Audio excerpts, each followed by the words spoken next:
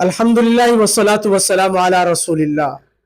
تمام امت مسلمہ کو سب سے پہلے میں عید کی خوشیاں اور عید مبارک کہنا چاہوں گا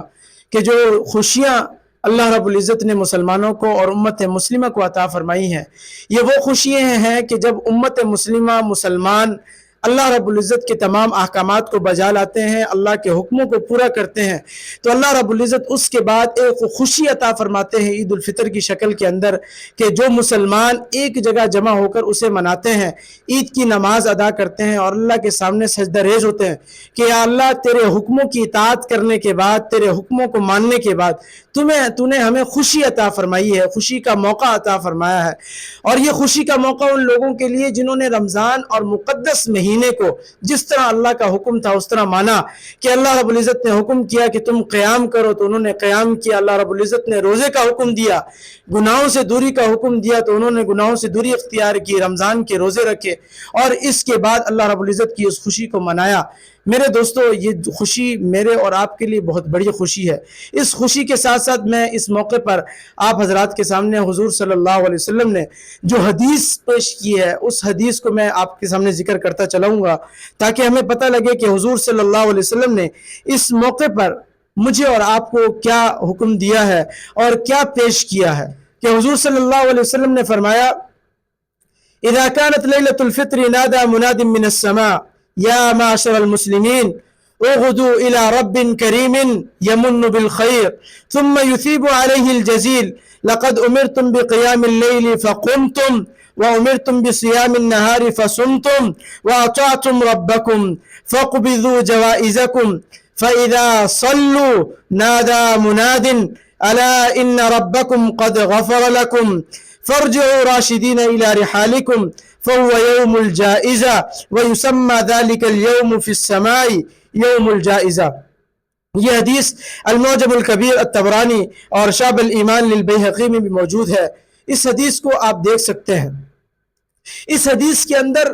اس رمضان المبارک اور مقدس مہینے کے بعد حضور صلی اللہ علیہ وسلم نے یہ حدیث پیش کی کہ اللہ رب العزت ہمیں کس طرح کی خوشخبری دے رہے ہیں کہ تم لوگوں کو قیام کا حکم دیا گیا، تم نے قیام کیا، تمہیں روزے کا حکم دیا گیا، تم نے روزہ رکھا، تو اللہ رب العزت کی طرف سے بھی تمہیں عید الفطر کی شکل کے اندر ایک خوشخبری دی ہے کہ تم اللہ کی طرف جاؤ اور نماز پڑھ کر اللہ کا شکر ادا کرو۔ اور جب مسلمان نماز پڑھ لیتے ہیں تو ایک آواز دینے والا آواز دیتا ہے، بلانے والا بلاتا ہے، خبردار کرنے والا خبردار کرتا ہے کہ اے مسلمانوں خبردار ہو جاؤ، سن لو، ہوشیار ہو جاؤ، کان کھول کر سنو کہ جنہوں نے رمضان کے مہینے کے اندر اللہ کی اطاعت کی اور اللہ کی اطاعت کے اندر روزے رکھے، روزے نہیں چھوڑے، اپنی من چاہی زندگی کے مطابق زندگی کو نہیں گزارا، اللہ کے احکامات کو پورا کیا۔ آج تو میری اور آپ کی زندگی ہے نا، ہمیں رمضان آ گیا لیکن ایسے بھی مسلمان ہیں جن کو فرق ہی نہیں پڑتا، پورا رمضان گزر گیا، کوئی ایک روزہ نہیں رکھا،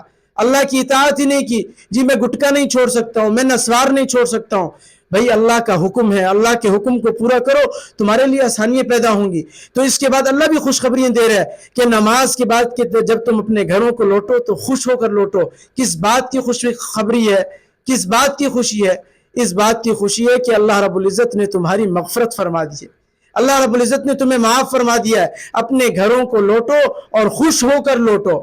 اور کیا فرمایا کہ اس دن کو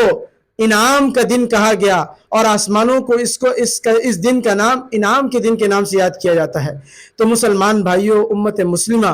کہ جس طرح اللہ رب العزت ہمیں خوشیاں عطا فرماتا ہے، اس طرح ہم اور آپ اللہ کو راضی کریں، اللہ کے رسول کو راضی کریں۔ اسی طرح ہمارے مظلوم مسلمان، اہل فلسطین، اہل غزہ، کہ وہ لوگ کہ جو ظلم کی چکی کے اندر پس رہے ہیں روزانہ، آج میری اور آپ کی تو خوشی ہے، ہم خوشی کے اندر سب کو بھول جاتے ہیں۔ نہیں میرے بھائی، امت مسلمہ ایک جسم کی مانند ہے، ہمیں امت مسلمہ کو یاد رکھنا چاہیے۔ یہ موقع ہمیں ان مظلوم مسلمانوں کو یاد کرنے کا ہے کہ جن کے ہو سکتا ہے اگر بیٹا ہے تو ماں نہیں ہے، ماں ہے تو باپ نہیں ہے، باپ ہے تو بہن نہیں ہے، کسی ملبے کے نیچے آ کر دب کر وہ شہید ہو گئے، وہ بیت المقدس کی حفاظت کرتے کرتے شہید ہو گئے، وہ مظلوم مسلمان ہمارے بہن بھائی ہیں، جس طرح ان پر ظلم کیا جا رہا ہے میں اور آپ اس ظلم میں جا کر ان کا ساتھ تو نہیں دے سکتے، ان کو ہٹا نہیں سکتے ہیں، ان مظلوموں کے خلاف لڑ نہیں سکتے ہیں، ہم اتنا تو کر سکتے ہیں اپنی خوشیوں کے اندر،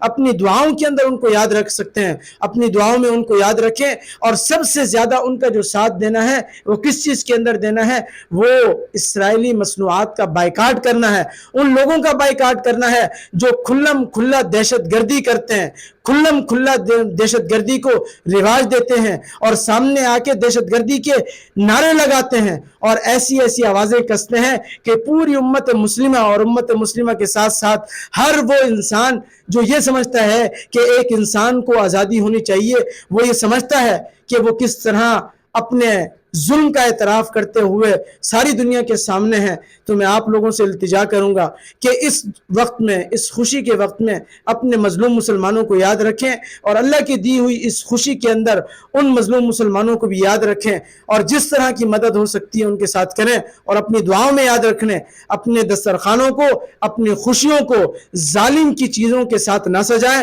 اور ظالم کی چیزوں کے ساتھ نہ منائیں۔ اللہ رب العزت تمام اہل اسلام کو، تمام امت مسلمہ کو یہ خوشیاں مبارک کرے اور دعاؤں میں یاد رکھیے گا۔ دین اسلام کے ساتھ السلام علیکم ورحمۃ اللہ وبرکاتہ۔